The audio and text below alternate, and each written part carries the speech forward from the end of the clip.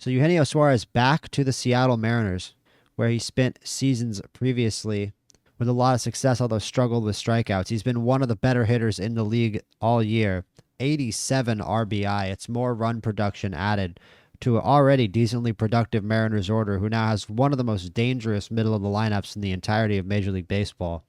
It obviously wasn't a bad middle of the order before, but Julio, Big Dumper, Randy, Naylor, and then Eugenio Suarez. Now, this is a disgusting middle of the lineup for the Mariners, and they're definitely going to be a contender in the American League. It'd be hard to imagine them not. It's a team that's had their fair share of heartbreaks, of regular season heartbreaks, certainly. So I guess it's always possible that they could, collapse and miss the playoffs. But this is a team that looks pretty collapse proof, especially behind this pitching. They could probably stand to add another reliever. You could always add another reliever. We'll see if the Mariners make any more moves before the deadline. But Mariners fans have to be ecstatic with this, and it looks like they're going to try to make a run at the division, although they're 5 games back of the Houston Astros right now. But it'll be interesting to see if they can go on a run with such a big boost to their lineup. If anything's going to give you the ability to go on the kind of run that can help you steal the division from a veteran team like the Astros, it's going to be something like adding a veteran power hitter like Eugenio Suarez. And the Mariners, especially with Cal Raleigh this year, a big part of Cal Raleigh's historic season this year has been his strikeout rate falling. And the Mariners seeming to at least come to some kind of solution for their previously disastrous strikeout rate as a team in previous seasons. And that's had great benefits for Cal Raleigh. And hopefully it has great benefits for Eugenio Suarez as well, because in his 2 seasons in Seattle, he led the league in strikeouts. And he still managed to put up 129 and 103 OPS pluses. So imagine if he manages to lower his strikeout rate here in the second half of the season in Seattle. You could see an insanely productive Eugenio Suarez. I mean, it's around 80 home runs.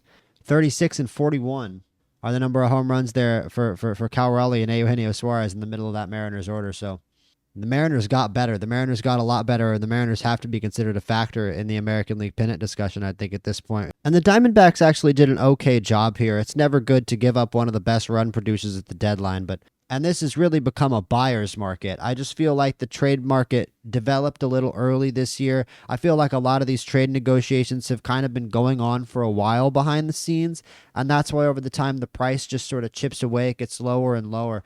I think it just developed a bit of a buyer's market at this year's deadline, just because I think people knew who was on the block and who wasn't. And a lot of the teams that are selling, as I said in my previous video, are selling because they really don't have any other choice but to sell.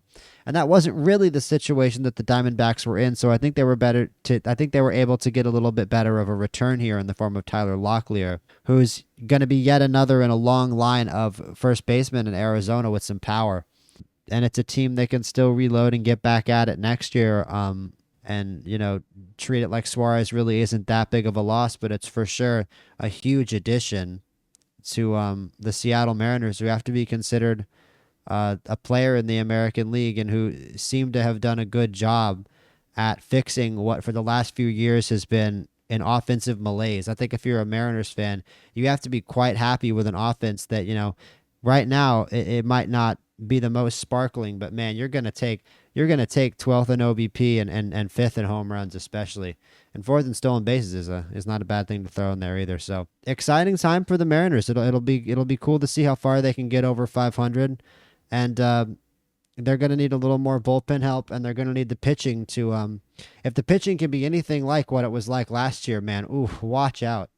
But it's such a competitive division as well. The Angels aren't even a terrible team, yeah, it just got a whole heck of a lot more competitive with this move. Talk to you guys in the next one. Like and subscribe, by the way. Like and subscribe. I'm busy here at this deadline.